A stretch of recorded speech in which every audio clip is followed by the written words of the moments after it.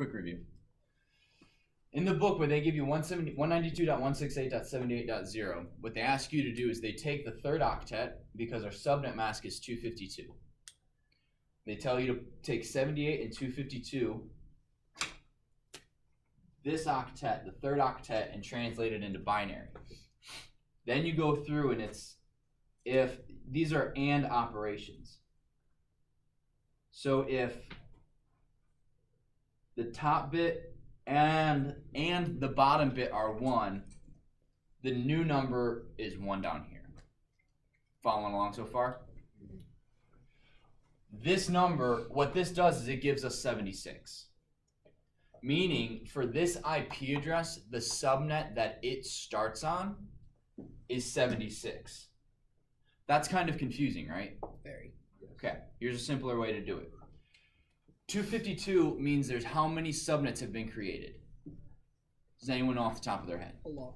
Sorry. Yeah. That'd be 64. Are for Caleb.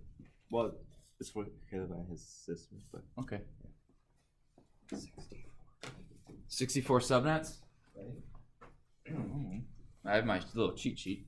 It's the first 6 bits. Yeah, 64 subnets.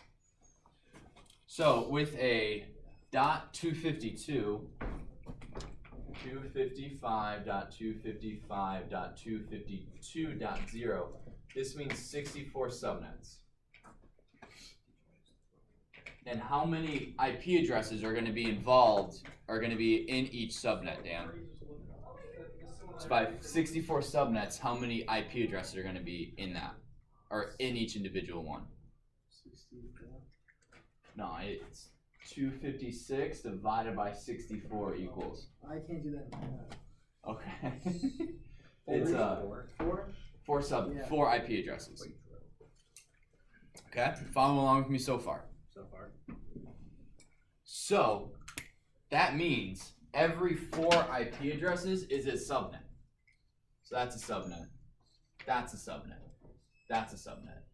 That's a subnet.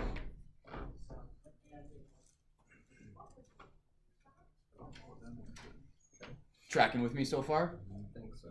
So we're gonna get here, here. Okay, I really don't want to do 1, 2, 3, 4.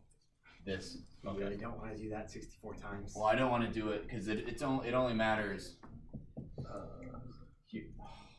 It should just line up. Oh. How do you hit the rim twice and not have it go in? Physics. Hey, true physics. All right, let's go with. That's close enough. So here, 1, 2, 3, right before 72, right before 76, right before 80. Right? So here I have a group, I have a subnet here of 4 IP addresses. I have a subnet here of 4 IP addresses. I have a subnet here of 4 IP addresses, and I have a subnet here of 4 IP addresses. In the example, it asks to create one subnet with those 4 IP addresses.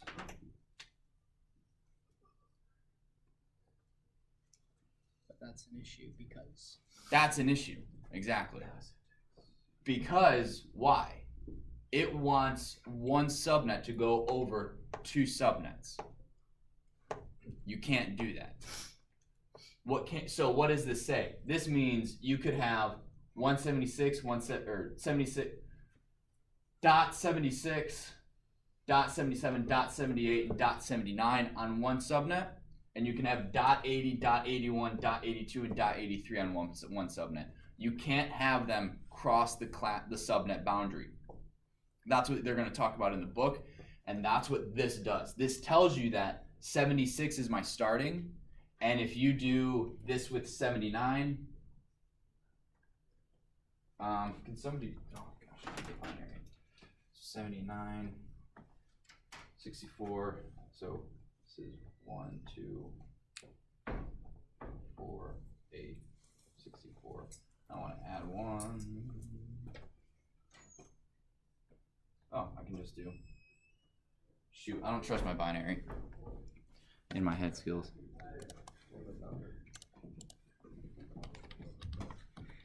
Decimal to binary. and I want 79 binary.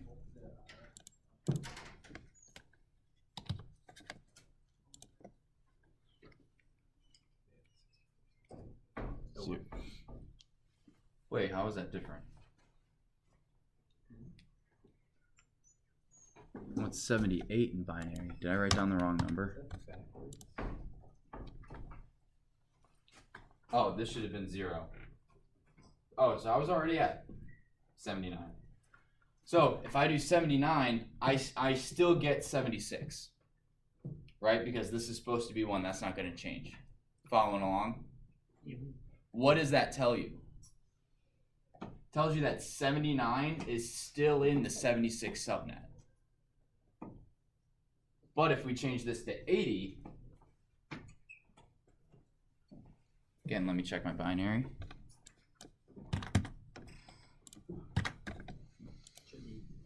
Yeah. And it might not be what I was expecting.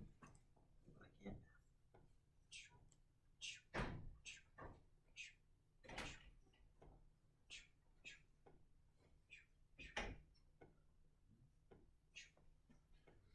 What does this number equal? Equals 80. Telling you that 80 is the beginning of the new subnet. Does that make more sense than doing this? Yes. Right? How did I do that? Who can tell me what I did to divvy up my subnet ranges, my IP address ranges, my IP addresses into these 4? How did I do that? Lee. Well, you identified how many subnets you had, changed that into how many, is it hosts per subnet then that?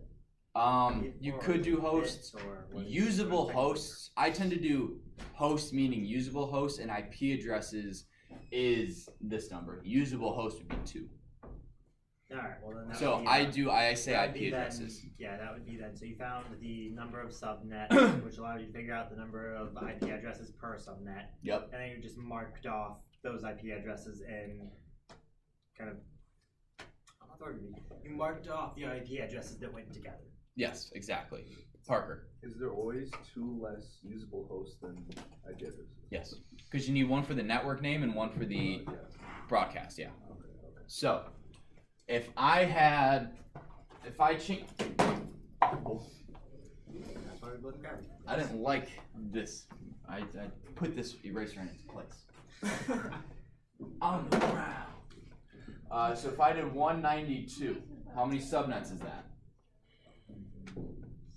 It's still 64.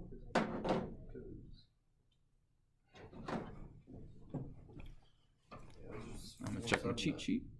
4, 2, So this would be 4 subnets, which means 64 IP addresses per subnet. 64. So I kind of made this easy.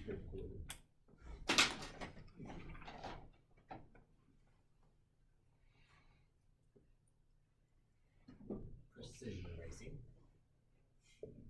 Ish. Good enough. I mean, the red is so, you can barely see it anyway. So.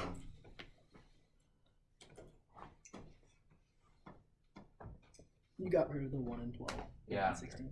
All right. So if I have 64 IP addresses in each subnet, what are my groups? 0 to 63. Well, yeah. This is one group. 64 to 127, right? This is another group. You guys see the pattern?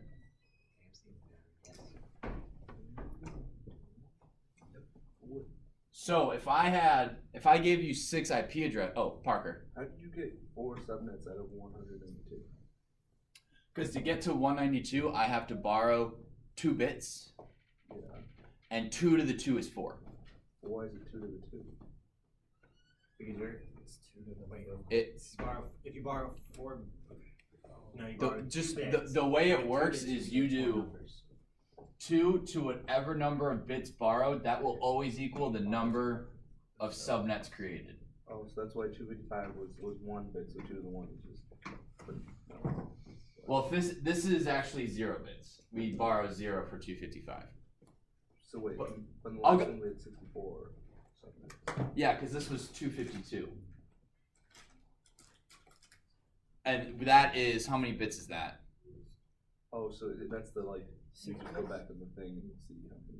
Yeah, and when I erase this, we're gonna go through the problems I gave you at home, and I'll mark it out for you so you'll get it. Okay. Doesn't Hold on, have 10-minute video. I have to at least